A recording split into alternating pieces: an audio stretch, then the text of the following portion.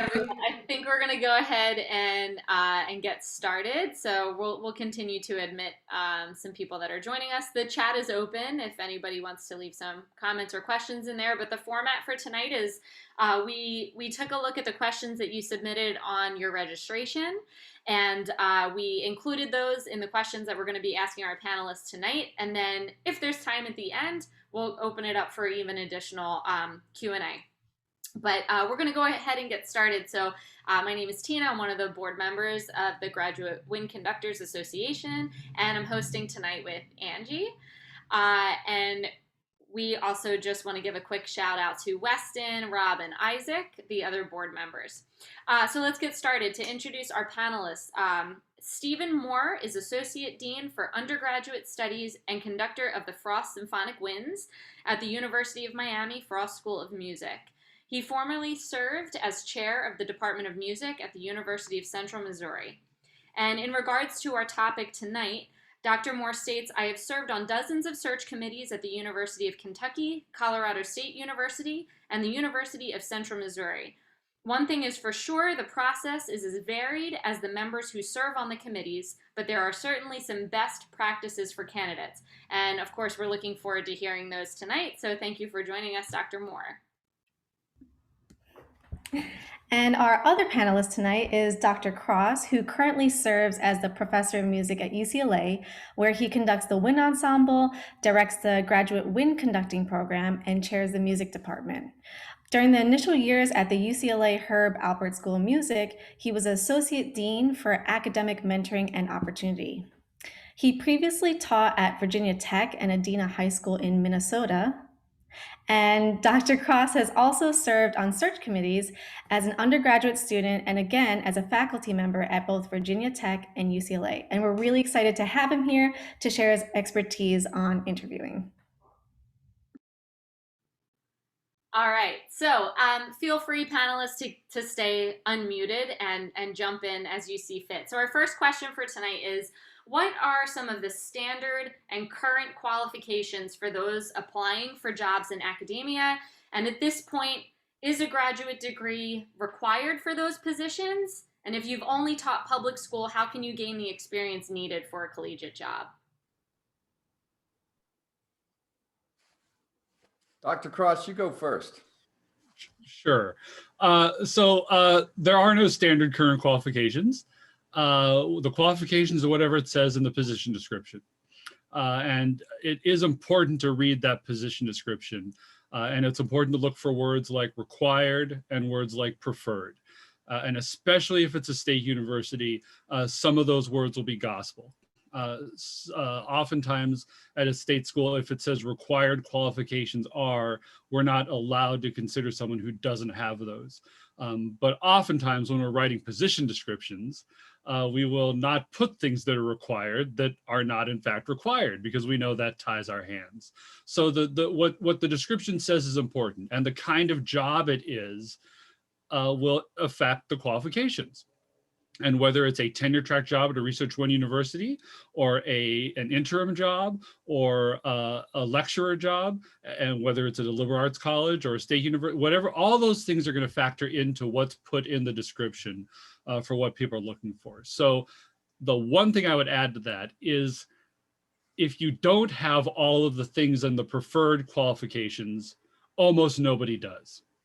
So don't be intimidated that you can't do everything, because no one that they hire is going to be able to do everything that's listed on the preferred. But the required, a lot of times, are important. Occasionally you can get around it, and that's where you want to try to pick up the phone and talk to someone. Yes, agree, 100%. Times have changed. I think you do need a graduate degree now. My first job, I followed Gordon Henderson, who was hired at UCLA. And I got hired straight out of college for a marching band job, assistant band director at the University of Kentucky. So I only had the undergraduate degree. But today you have to have the graduate degree, and usually it says doctorate preferred, as you've seen, or it says equivalent professional experience. Now, what that usually means is you've played in or you've conducted a professional orchestra, or a military band. Or if it's a marching band job, you had a fabulous marching band somewhere that was yours. And so that's kind of the equivalent professional experience. Otherwise, you need the degree. And then the second question is, if you've only taught in the schools, how can you gain the experience for a collegiate job? Well, there's a couple ways. One of them is to be extraordinarily well known in your field for whatever it is that you do. So a great arranger, a great drill designer, a great conductor of youth orchestras, great, whatever it is for the job you're applying for. If you have developed a quality reputation, then you're likely going to be asked. So you can also, how can you kind of try to do that? Well, you can conduct a youth orchestra. I did that in the middle of my career, loved it, learned a lot. There's a lot of youth wind bands now. I remember in my doctoral degree, I served on a search committee, so you could certainly volunteer to do that, to learn about it. But also you could volunteer to do things that maybe somebody else doesn't want to do, like conduct a musical, pit orchestra, or the opera at a university. You know, any of those things that you can own, that are yours. You're not a cog in the machine, but they are yours, so that when you apply, you can say, I did this. Just follow up on that real briefly. One of the things that Stephen said, as it relates to, you know, when do I go to grad school? When do I get my doctorate? Should I teach public school first? I do think that if you are going to be applying for a job where part of your, a primary part of your role is mentoring teachers and working with teachers and music ed majors, you will be better served in your materials if you have done that in person. It is not a cut and dried requirement, but it will help you in the long term if you're looking for the kind of job where that's going to be expected. And of course, most, what we might call an entry-level job in our profession, that's going to be expected. So it's just a little piece of random, unsolicited advice. A lot of the doctoral programs require 3 years public school experience. I taught 4 years in a college, University of Kentucky, and then I left and taught high school band for 10 years. And it's the greatest 10 years of my life. So I've never been all that, since I started in university, I've never actually been all that enamored with university jobs because they have their pros and cons.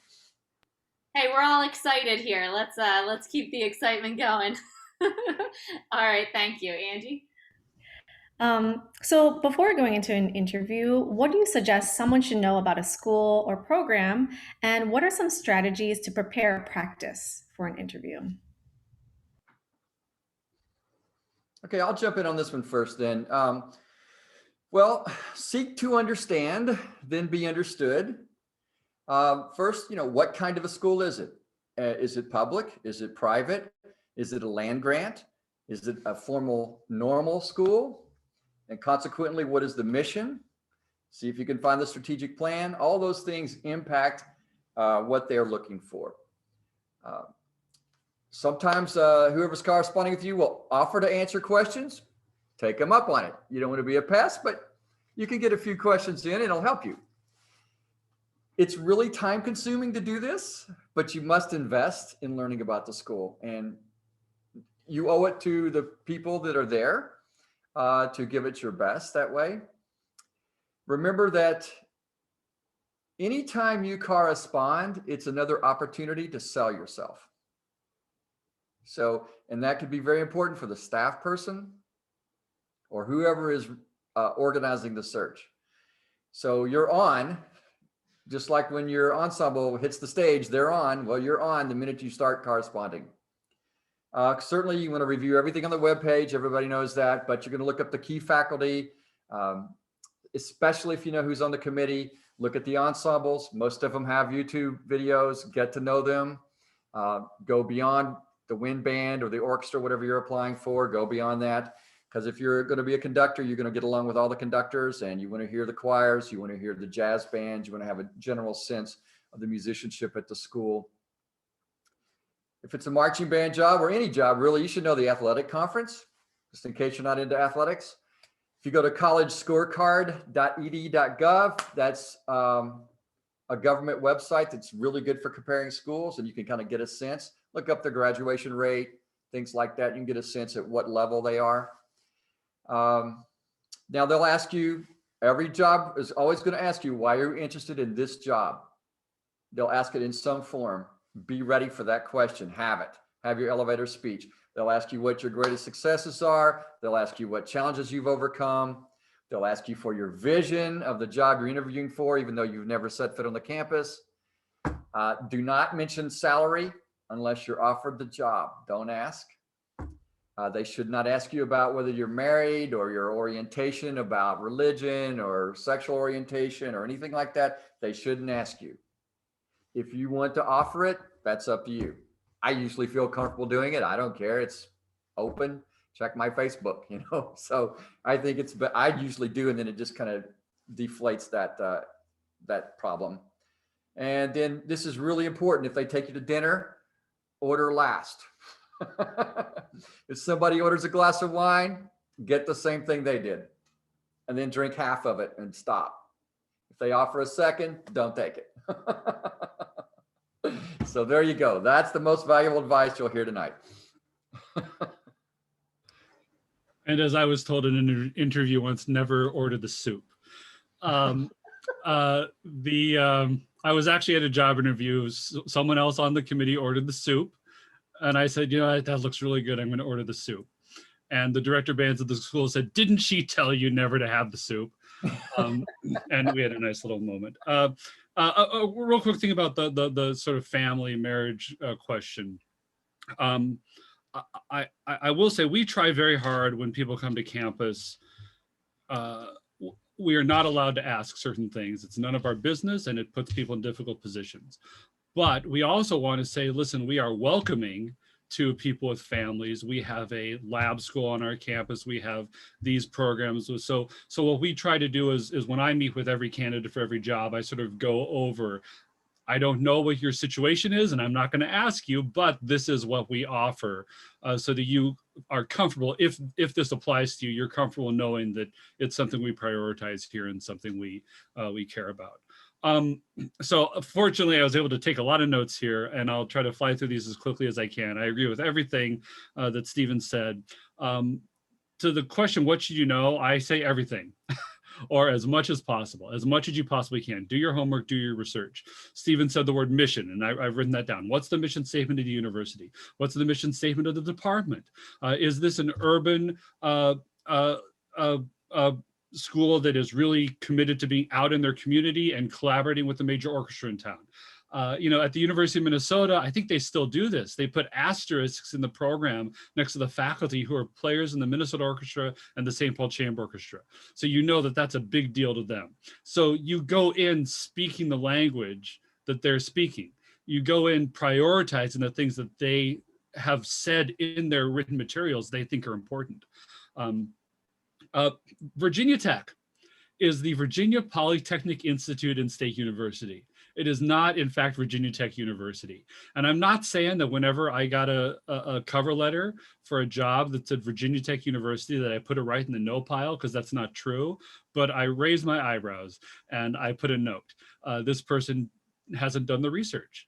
University of California, Los Angeles. I think it's the University of Texas at Austin, but I'm not sure. And before I applied for a job there, I would be darn sure that it was at, that it wasn't comma, that it wasn't dash or something.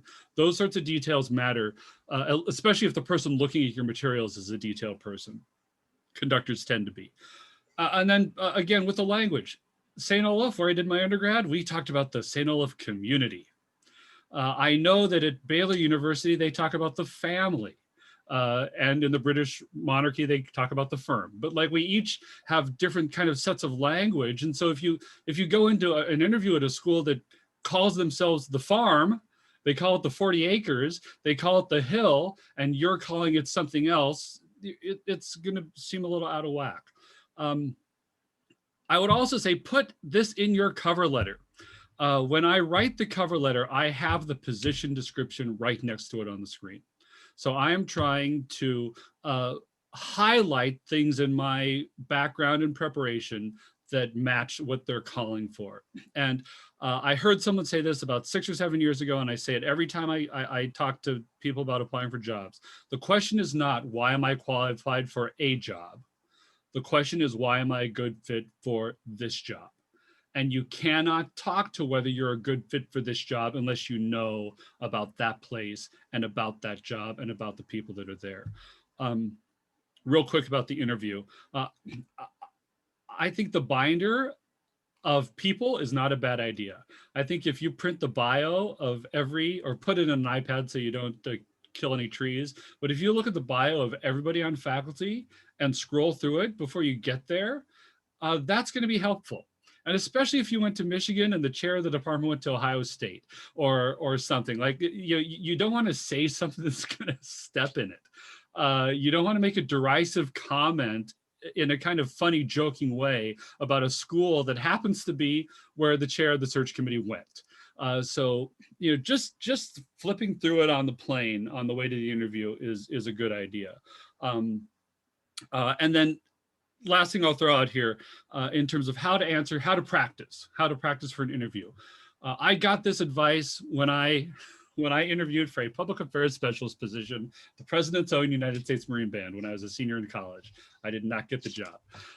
But a couple people from the College Admission alumni office where I was working, and they kind of sat me down and gave me some coaching. And two pieces of information they gave me that I have treasured and used. One, you don't have to start talking right off the bat. Take 5 to 7 seconds to think about what you're going to say before you say it. And it's as simple as, okay, that's a really good question. Give me just a couple seconds to think about this. Okay, that's not it'll feel to you like that was like 15 minutes, but it's not that long to take 5 or 10 seconds. And then the other piece of advice they gave me is answer the question in 3 or 4 ways. So during those 5 or 10 seconds, you are thinking of the 3 or 4 things you want to talk about. Where do you see this program being in 5 years? Okay, that's a really good question. Let me just think about that for just 1 second. Okay, I think there are 3 things I'd like to see this program do. And then you answer those 3 things. And then once you get done with the 3rd thing, you can stop talking, which is the hardest thing to do in an interview, is to just be done with the answers, stop and look right back at them. And then it's their problem again. So if you don't know where you're going, you're going to keep talking like I've just been doing for the last 5 minutes. If you do have a plan, I'm going to talk about these 3 things. Once you get to number 3, you can stop and smile. Awesome. Thank you so much. So our next question, can you speak a little bit about how you might prepare differently for different positions? So for example, an athletic band job versus a director of band or assistant director position. Well, first of all, I wish I had known some of that earlier.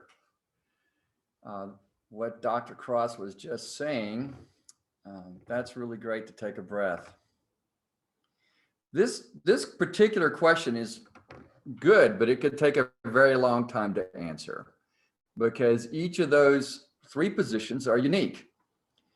So let me just say that one thing that's constant in every school, just about every school, maybe not UCLA, but recruiting is essential. So I'm gonna talk about recruiting wherever I go, and I'm gonna want to hear somebody talk about recruiting because it is the lifeblood of the school. So that's really important. Now, athletic band, what are some things that are a little bit different? Non-music majors and being community oriented, working with the university staff, alumni, advancement or development. I remember I wasn't even sure what advancement meant the first time I heard it. It means fundraising and development. The orientation people, the president's office, homecoming, parades, and of course, most importantly, the athletic department. So understanding the role of the marching band in the game day experience. It's not high school band. It just isn't. When I first started doing university marching bands, I'd come off drum corps and I thought I knew everything about creating effect. Wrong. You have to adjust to the demographics. So, and it continues to change. And so you're part of the game day experience and you have to get into mindset. I've actually read many, many books on sports marketing so that I could understand the way they think.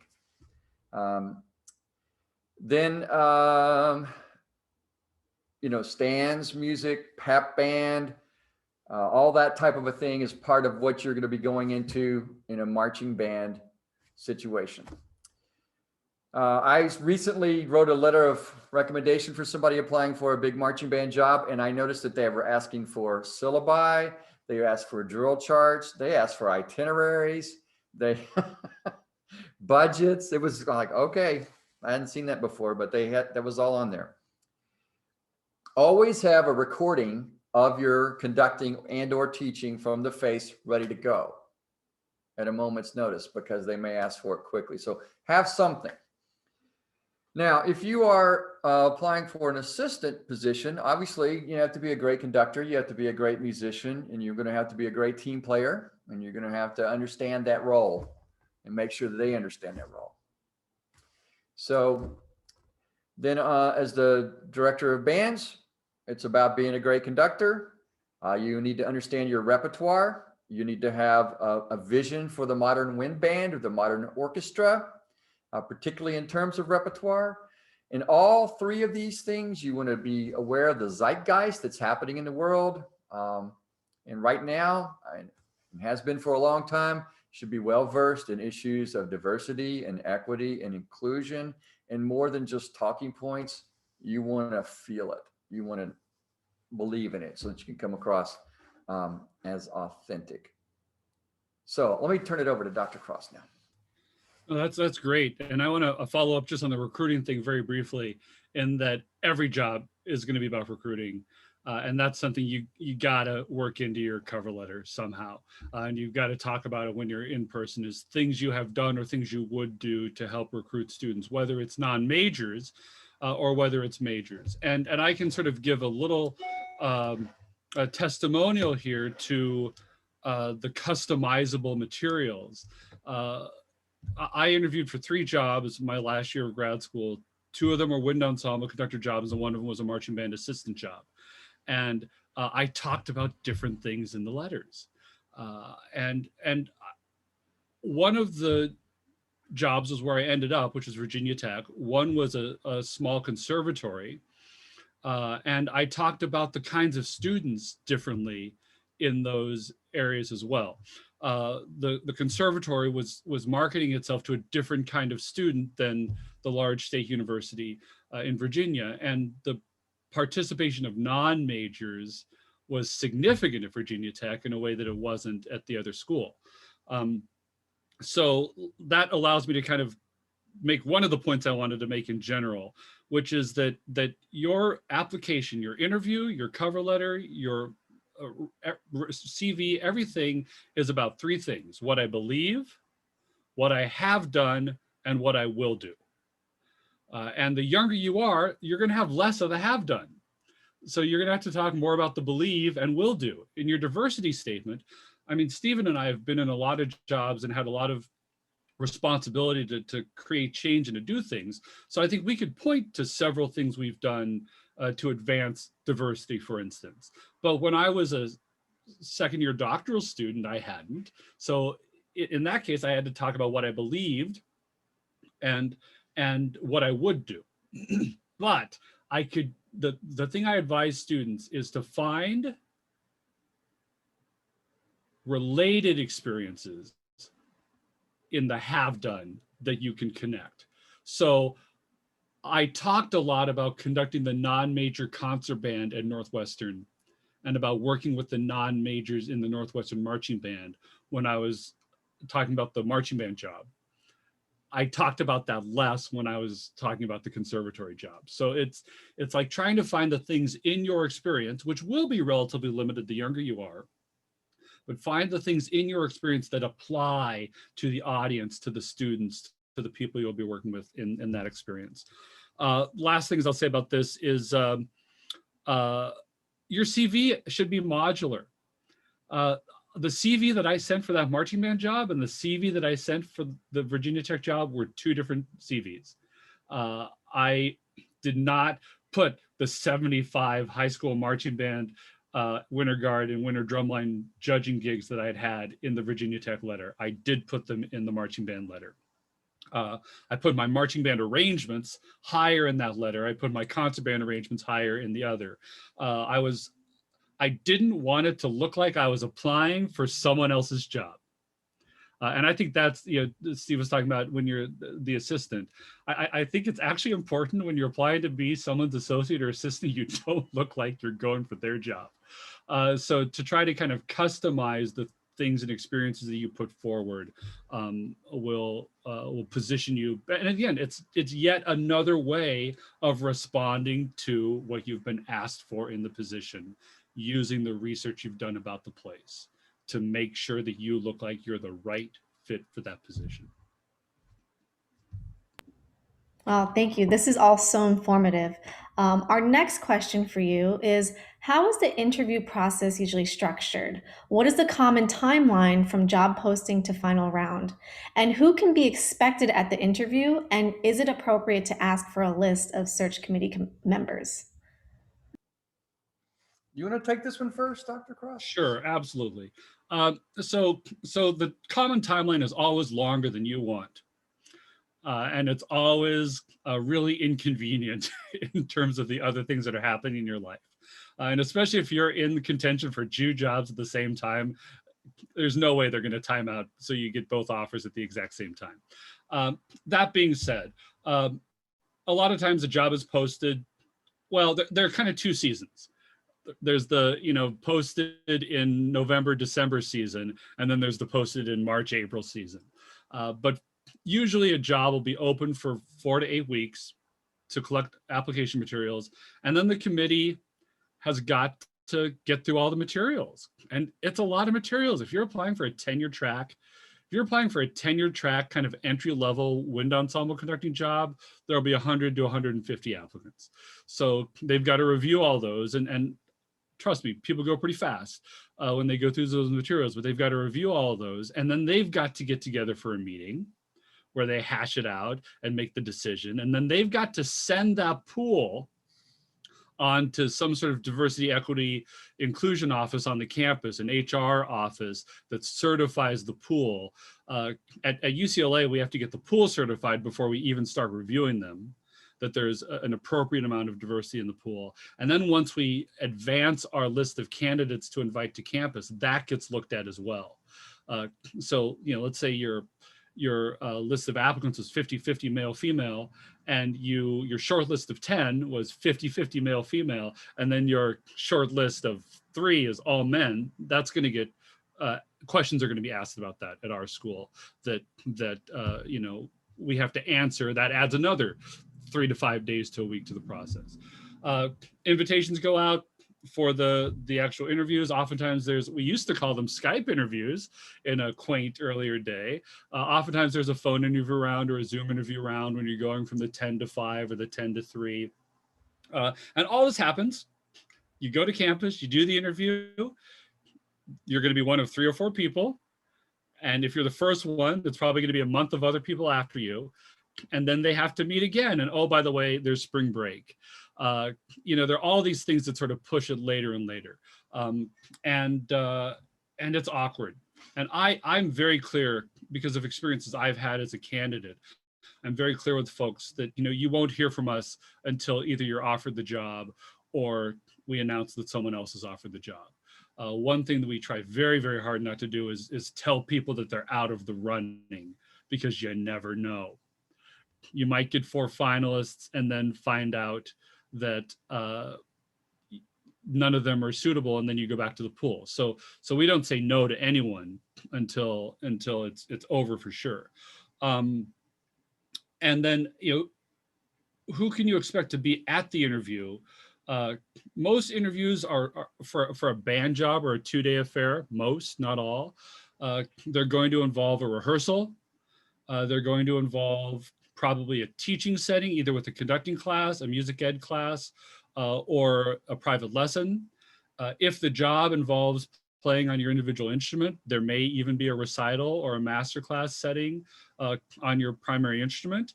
There will be a meeting or 2 or 5 with the search committee. There will be a meeting with the dean. There will be a meeting with the chair. There may be a meeting where they put you in a car with a realtor and they show you around the town, so you can get an idea of what it might be like to live there. Seeing the Olive Garden and the Best Buy in Christiansburg, Virginia was very important to me during my visit to Virginia Tech, because listen, Des Moines, Minneapolis, Chicago, I had no idea what Blacksburg was, and the civilization. There's an IHOP. But that's oftentimes part of the process as well. And as Stephen mentioned, meals. The irony of the meals is half of your interview will be meals, and you will not have a chance to eat anything because you're always being asked questions. So I actually, this is the last thing I'll say before I stop, but I haven't had that many interviews, but oftentimes I will turn a question around to the committee just so that I can eat my chicken.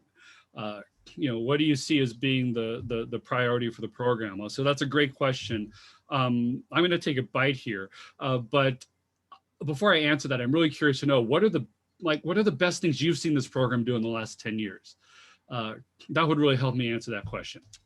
And then I actually get some physical sustenance. That's like about half of what I would answer this question with, because this is a big, important question. But I assume Stephen will answer all the rest of it. Well, I think that's a very complete answer. Actually, I will say that who can expect to be at the interview, and is it appropriate to ask for a list? They should tell you. But if they don't, I think it is more, the way I would ask the question is, when you have that first call, who may I expect to be on the call? That's usually the interview committee. So most places should tell you, but they don't always. You're going to have the conductors on there. There's often a music ed person. There could be a composer, especially if they've composed for wind band or orchestra. If it's a composer, you make sure you offer to play their works. I'm just saying. I was a finalist I was thinking about this tonight. I've been a finalist 8 times, and I've gotten 4 of the jobs. So don't listen to me. But I remember specifically, I was a finalist once at the University of Michigan. And the person who won the job that year was Gary Lewis, as the Michigan marching band director. So I'm in no way embarrassed to lose to him. He's fantastic.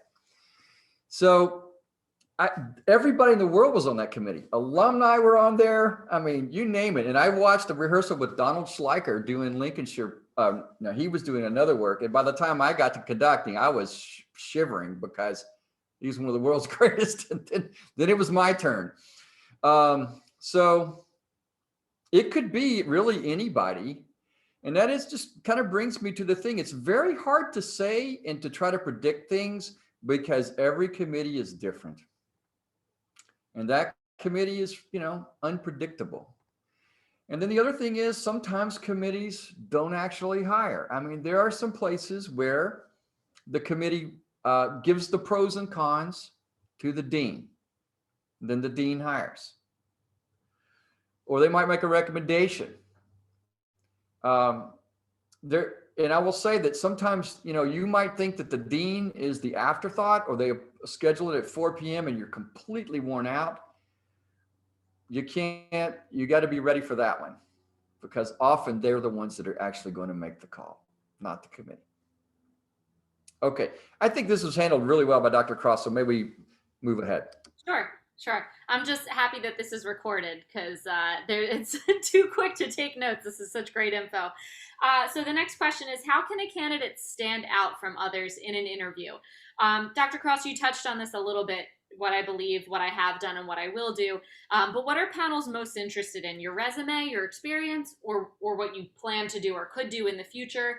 And how do you strike a balance between being your authentic self while also maybe trying to present the image that that school wants to hire?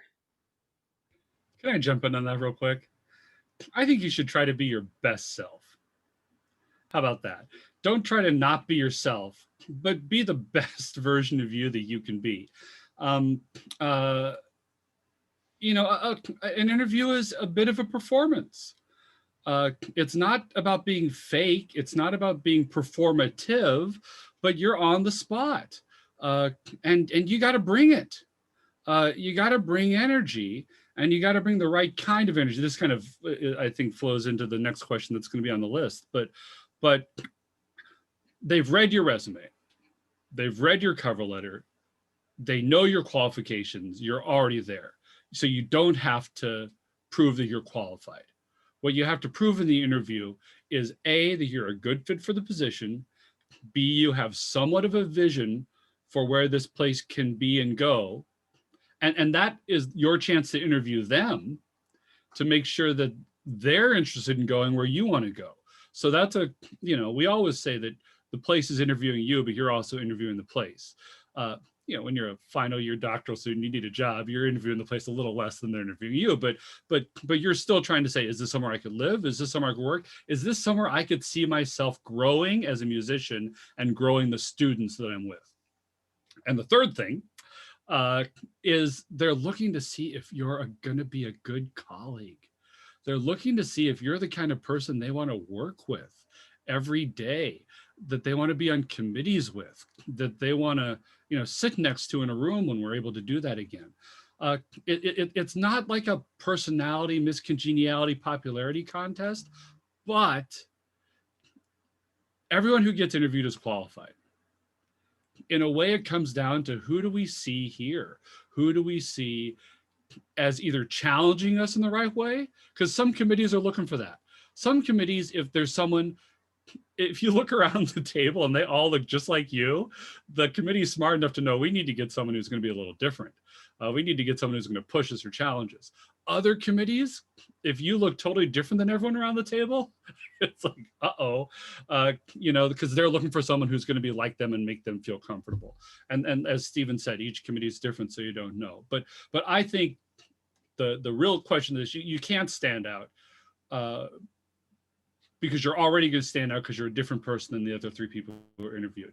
All you can do is be honest, be engaging, and be the kind of person that other people want to work with. Yes, great. Bravo. Yeah, the time to stand out is on the letter and the CV and those documents. That's when you got to jump out of that pile of 150 people that Dr. Cross was talking about. And so there cannot be a typo. I mean, I'm going through these things. I don't have time. I'm busy. So like when I see something I don't like, that goes to that pile really quickly. So they should match. They should be a unified appearance that creates a certain brand for you. Choose your fonts well, choose your margins well, and get somebody else to look at it. So I agree 100% with what was just said. There's an old dating tip. It's like, stop, looking for the right person and start being the right person. And you're just, you're trying to be your best self that is authentic. And that's being a good conversationalist. I mean, you're on the spot, they're asking you questions, but it's easy to get carried away with thinking that's everything. And you normally would not be that way. Normally you would be a back and forth. You would ask questions about somebody else. It wouldn't be all about you. So if you let that change your personality in an interview and it's all about you, then you're going to come across as something that's not really the way you are. So be the normal, polite, great conversationalist, caring, empathetic person that you are, with great eye contact and interest in who these people are, because you will learn from this experience, even if you don't get the job, and you may make contacts that will pay off later. Just be a good person. I will say that speaking to the position description, I agree with that 100% in writing the letter. I try to answer what they write because there's 150 things, they don't have time to figure out my poetry if I'm qualified. If they say doctorate preferred, I'm going to say, I just earned my doctoral, or my doctorate's expected. I'm going to answer that question so they don't have to think about it. Some people only read the letters. Some people only read the CVs. Either way, you got to be covered for that. Now, back to the interview itself. Nothing is done of any importance at a university without several people involved. It's never one person that does something, or it's rare. So knowing that your vision is important, but I tend to talk about collaborative vision because being the, motorcycle riding, leather jacket wearing, trumpet player, egotist that I was and probably still am, but in my 20s, I realized that doesn't work as well as working with people in a collaborative vision and developing it. It's longer, but it's stronger. And so I think it's more important to be authentic than overly careful. If there's a question, you're not sure which way to go with it. I mean, I think you got to be truthful. You don't want to be stupid. I mentioned the Michigan interview. At one point, they asked me, describe your perfect band. And I remember describing it. And it's like, I knew when I was describing it, I was like, yeah, they're not ready for this. This is a little bit too early in the evolution of the Michigan March. But they would be now, but they weren't at that time. But I had to be authentic because I didn't want them to hire somebody and I didn't want to go there and they find out oh, this isn't the match that we thought it would be. So be authentic. I know that's tough when you need a job. We all understand that. Yeah, and I think Dr. Cross already mentioned this. The previous question is actually related to the next question we have for you, but I'm going to pose it anyways, and if you could add any more to that. And that is, what are the best ways to be an engaging candidate in an interview, either in person or virtually, which is very popular right now, obviously. Have you participated in any online interviews in the past year? What were your observations and what are your suggestions for us? All right, I'll jump in on this for a second. This is just real technical stuff, but I'm just going to share this for a second. This is my setup. And I understand it when people are getting to grad school, they don't have the money to buy everything, and you can do this a lot cheaper. But you'll notice there's a stand for the computer so the camera is above you, right? I have two lights that are actual real lights that are a little softer, and you can move them away further.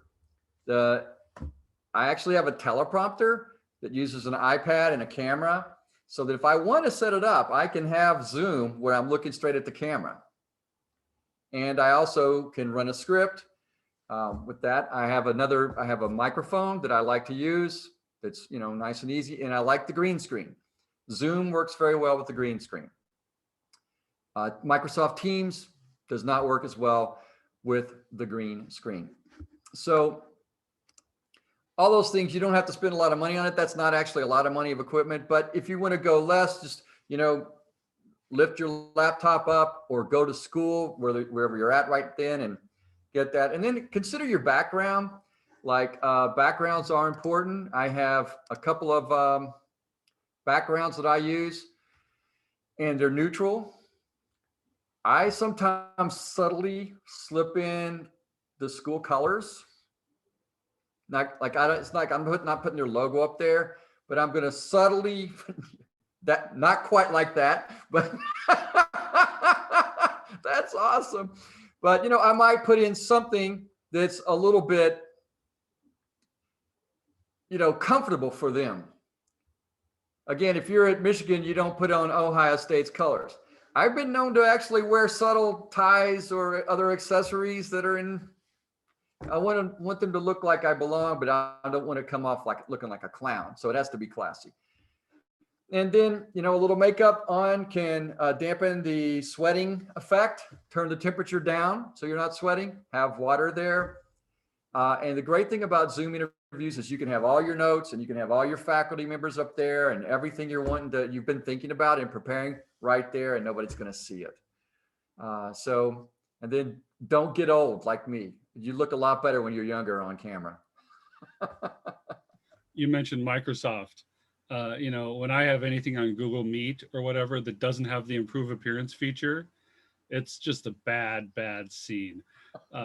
Thank God for the Zoom enhance appearance feature. So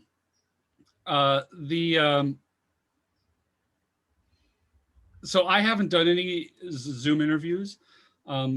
So I guess let me go in the kind of direction of the kind of engaging candidate in person, and share a brief funny thing that you may encounter when you start to interview for jobs is that everyone will ask you to go first. Whether it's out a door, they'll hold the door for you, they'll say after you, and you have no idea where the hell you're going because that's not your campus. That's something, there you go. That's something I've noticed is actually that when I'm at an interview, I actually just say, please, you go first because you know where we're going. I think it's important to be engaging. Engaging implies a two-way, that's a good color coordination right there. Engaging implies a two-way street. It implies conversation, it implies dialogue, it implies communication. And it's hard in an interview, like Stephen said. They're asking you all these questions about you, and you want to share all this stuff about you. But if you can ask about them, if you can have a human conversation, and that's the other thing with looking at the bios of people. Oh, hey, I saw in your bio that you were at Tanglewood, or you're there at the same time as my teacher or something. You have just it's small talk, but it's human. It's like, it's not, look at me, this is why I'm so good. Just getting a chance to have a human conversation is good. And showing you're a good listener is good. And making it not be all about you. I thought what Stephen said actually about collaboration was really, really good. What's my vision for the wind ensemble? Well, here are some things I think. Here are some things I think are important. But one thing I think is really important is that the wind ensemble is an extension of what's happening in the private studios. He says as he looks at the clarinet teacher and the trumpet teacher, and then says, so I would be really interested in hearing what your students need. And I will come in with some ideas. I don't think you asked me here because I didn't have ideas, but I know that the ideas that I had in my last job might not work in this job. And I want to communicate that I'm interested in learning as much as I'm interested in telling and teaching. I think talk to all the other human beings. Nobody is unimportant. The dean's secretary, the front desk person at the hotel you stay at, any students that are setting up the room. If you walk past the custodian, this seems manipulative, and maybe it is a little bit, but my God, every time you are around, I do this whenever I go to banquets and things, Kappa side dinners, whatever. And maybe it's because I heard that Paul Wellstone used to do this, but at the end, I always go around as I'm leaving the room and say thank you to the people who are cleaning up the tables. I'll pop my head into the kitchen and just say, thanks, everybody. It costs me nothing, and it helps someone else feel good. Yes, it projects an image, which is helpful in an interview, but it also puts you in that headspace. It puts you in the care about people, care about every person, engage every person headspace. And that's a good place to be when you're in a job interview. So I think that's really important. I told my students, when I met with the director of the school, we didn't have a dean at the time, the director of the school at UCLA, and I was sitting in the office with his assistant who went to Luther College. And I know this because we were talking for 5 minutes and conversation went to that. She went to Luther, I went to St. Olaf, we had something in common. And I'm Facebook friends with her now. She works somewhere else in the university. She's asked me to do a couple things for the office that she does over there. Like, it's a human person that I know and have a relationship with now, and that's great.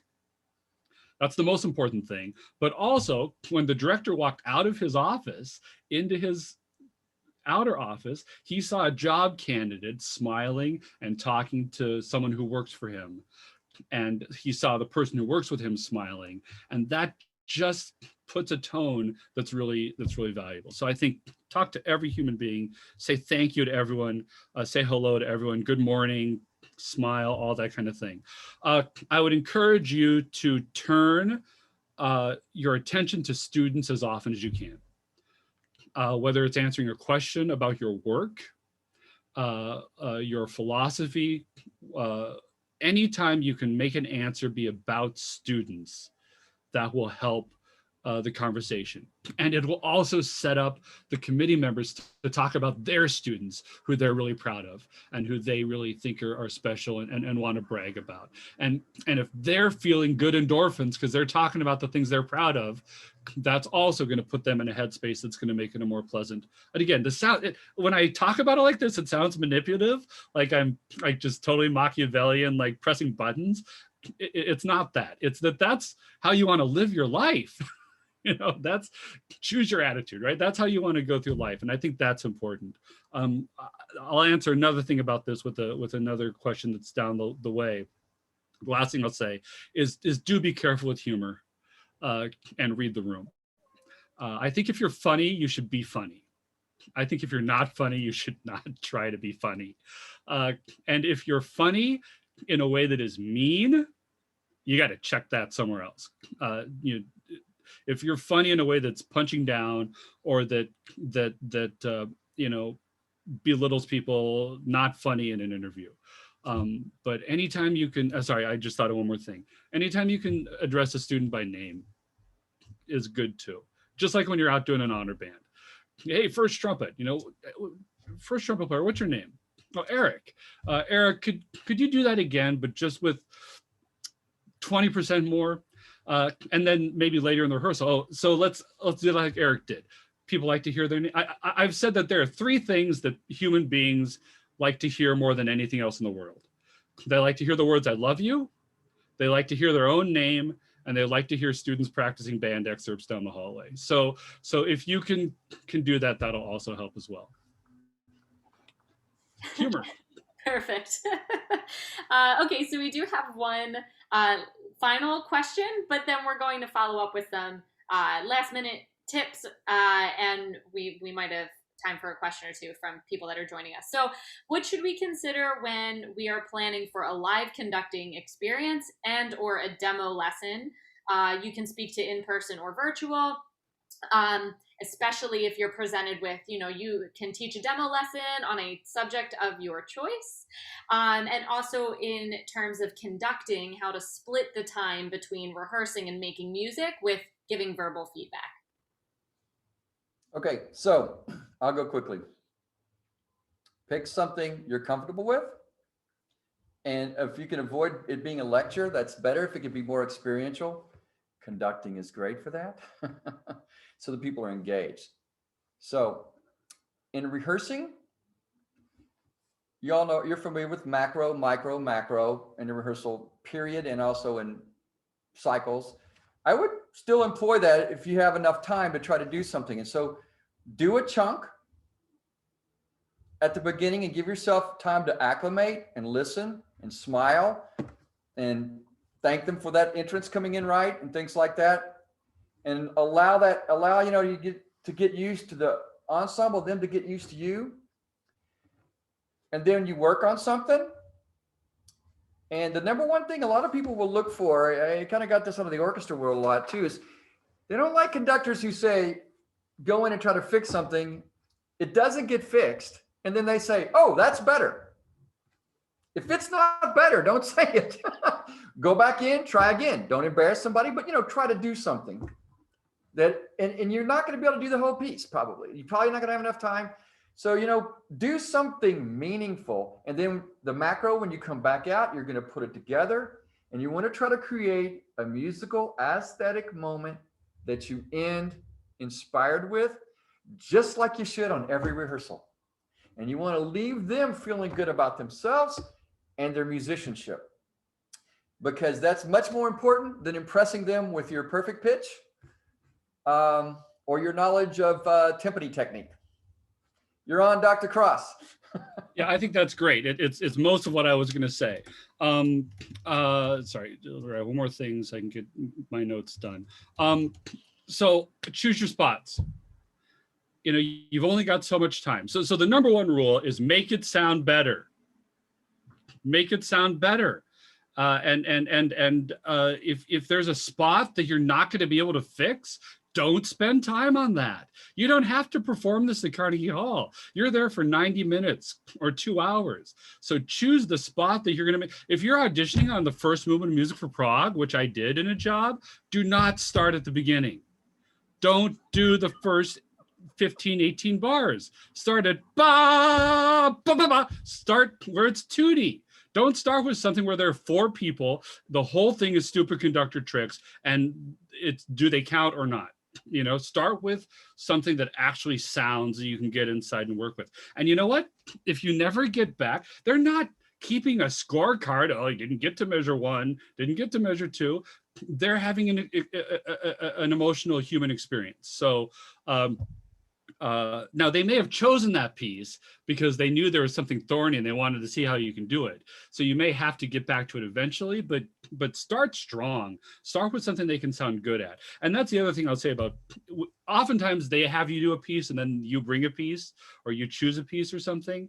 If you're involved in choosing a piece for the audition, choose something the band can sound good at by the end of the rehearsal. The last job I applied for, I know what the other 3 candidates chose. I chose by far the easiest piece. But it really sounded pretty good by the end of the 90-minute rehearsal. We were able to actually make music, and I think that was important. Choose your spots, make it sound better. Last 2 things. Engage everyone in the room.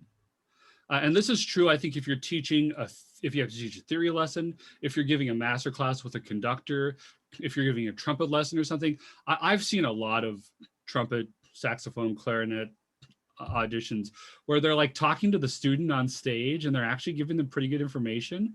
But there's like 20 students and faculty members sitting out in the audience. Why not engage them? Think about the best clarinet masterclass you've ever gone to. They weren't just teaching the student on stage, they were teaching everyone in the room. Think of the best conducting workshop you've gone to. I mean, I try very hard when I'm working with a conductor on the podium to give them some information and to say, hey, everybody grab your batons, let's all try this. I want, every time I'm working with the person up here, I want to work with the whole room. So I think you want to reach out into the room and engage with other people, even if they're not the person right in front of you. And finally, especially if it's an individual lesson, but even if it's with a large ensemble, I think it's important that you have a mix of specific technical information and musical artistic energy. I don't think a successful audition in front of a band is going to be all do it again, but more like the sunset. Can that be more special? But if there's none of that, if the whole rehearsal is 1 and 3, pull out, that's 15 cents sharp, listen to the tuba, everybody, if it's all technical, lower your jaw, then you don't communicate yourself as an artist. So I think it's really important. I think in grad school, we tend to think more of the artist side than the fix-it side. And then when we got out into our jobs, we think a lot more of the fix-it side than the artist side.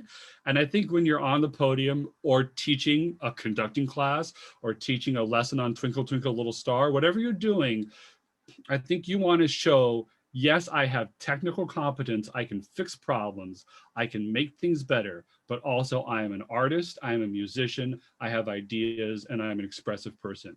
And so, if you're only going to do the exposition, make sure there's something in the exposition where you can really turn a phrase.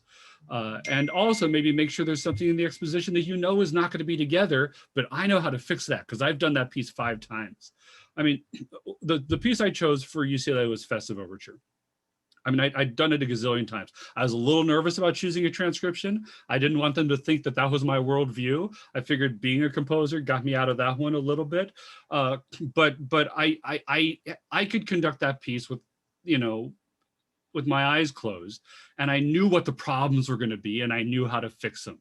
So I positioned myself to get in there, make it better quickly.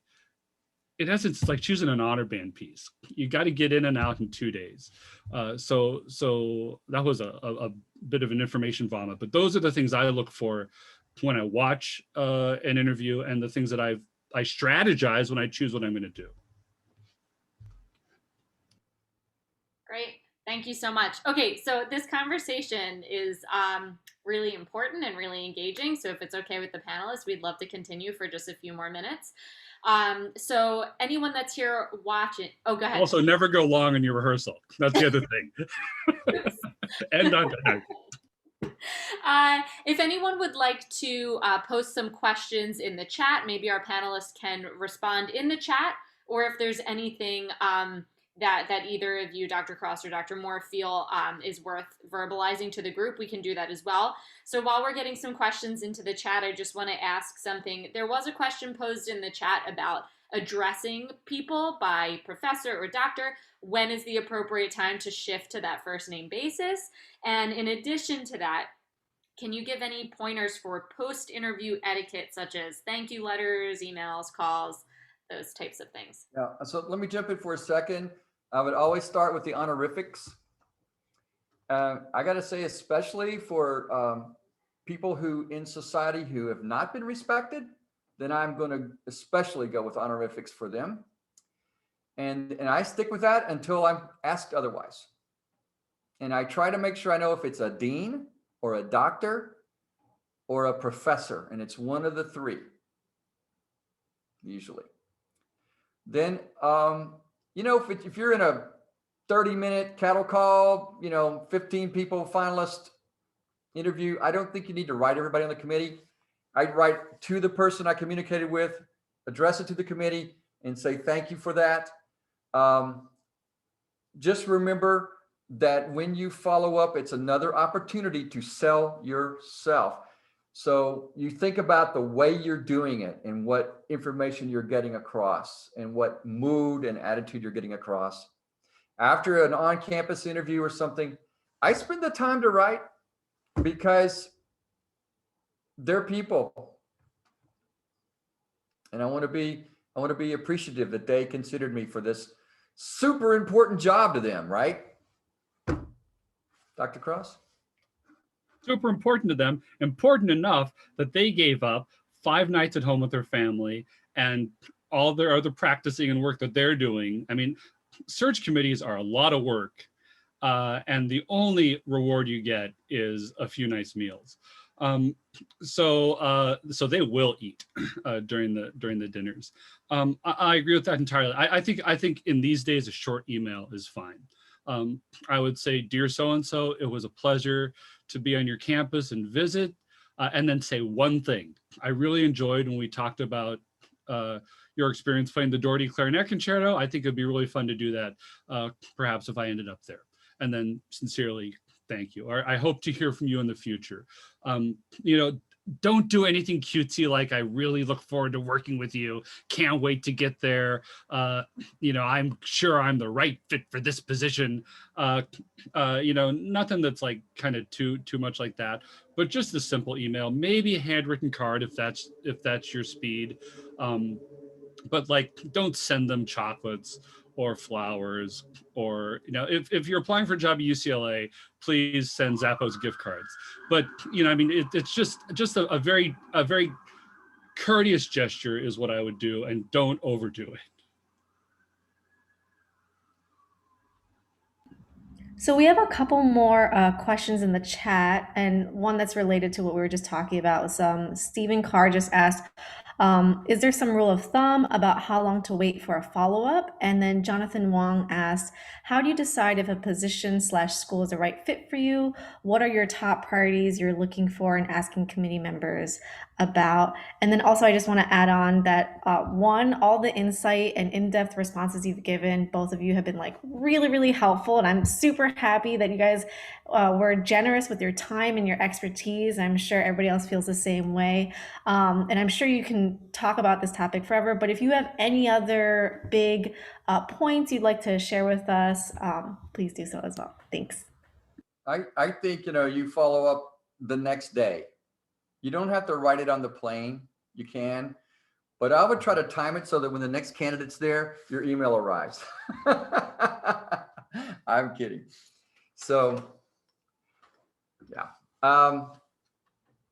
Let me say that, first of all, I really appreciate this opportunity with Angie and Tina, first class people.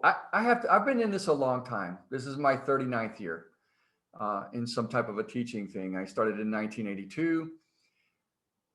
I have seen the growth of graduate students and the current group of graduate students around the country is incredible. And I know, I mean, you should feel really good about your colleagues because you're going to transform things over the next 50 years. And I'm really looking forward to it. And I hope I live that long.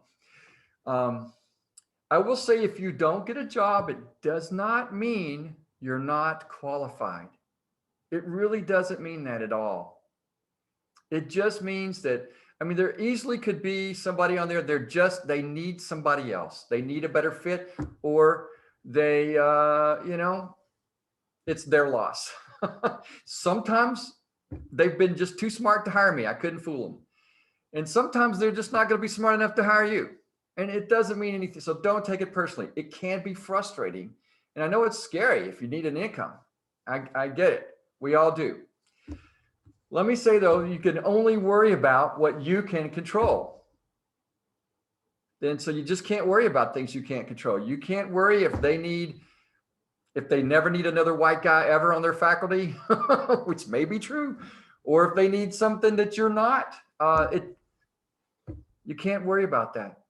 So I'll also mention to you, as goes the interview, goes the job, is sort of an old aphorism, which I've unfortunately found to be true too often.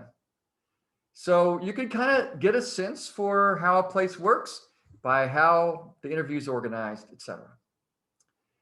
And then finally, I will say, it's been my experience in some 39 years I've been in this, that a lot of times, maybe even most of the time, the committees, they might get it wrong. And so the best you can hope for is that one of those times they get it wrong, they pick you.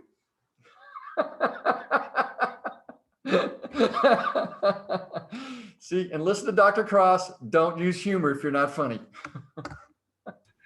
No, that's great. That's great. Let me just tag into Jonathan's question here a little bit, because I think it's a good one. I mean, how do you decide if a position is the right fit for you? Of course, if you're young looking for a first job, you just want a job. And chances are that job will be better than not having one. But there are some jobs you can tell in the interview are toxic. It's just not going to be good. You're going to, that position will break you. You won't be able to make progress. Listen, kids are good everywhere.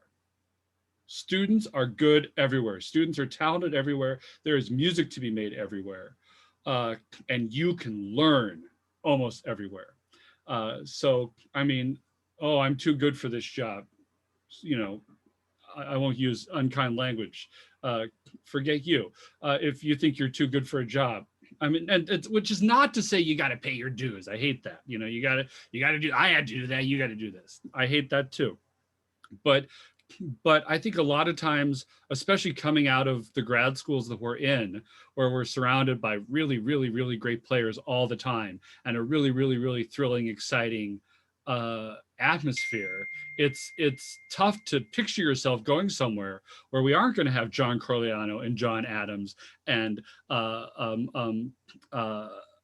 Jennifer Higdon coming to campus, you know, in successive months. But you know what? That's a good place to learn. It's a good place to grow. Those students deserve great teaching. They deserve you. So, so that's thing one. You know, most jobs are better than you think they are. And most places are better than you think they are. And like, you know, Jonathan lives in Toronto. I went to grad school in Chicago. I did not go from Chicago to a city that had a comparable theater, music, and dining scene for my first job.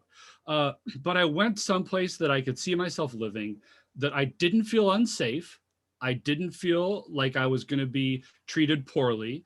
And that's a concern for people, especially of certain demographics, of certain ethnicities, sexual orientation, sexual identity.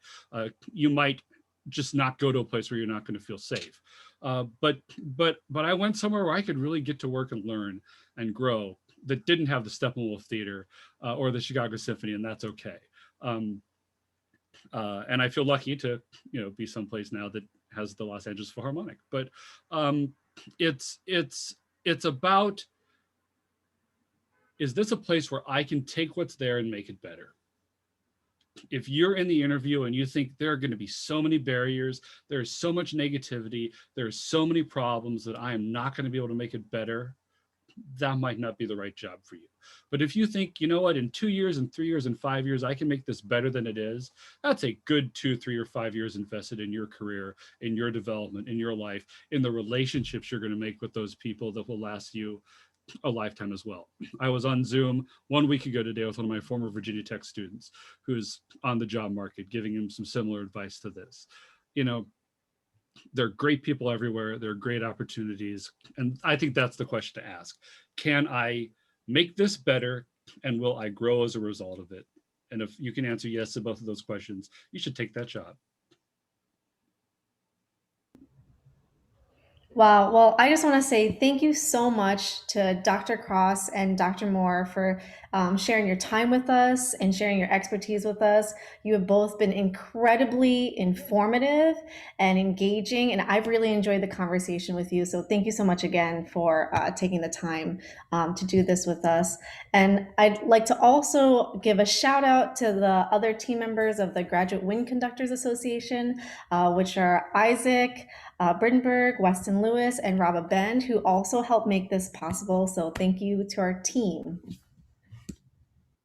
And before we say goodnight to everybody, just a reminder that we are looking for a webmaster/social media coordinator for our group.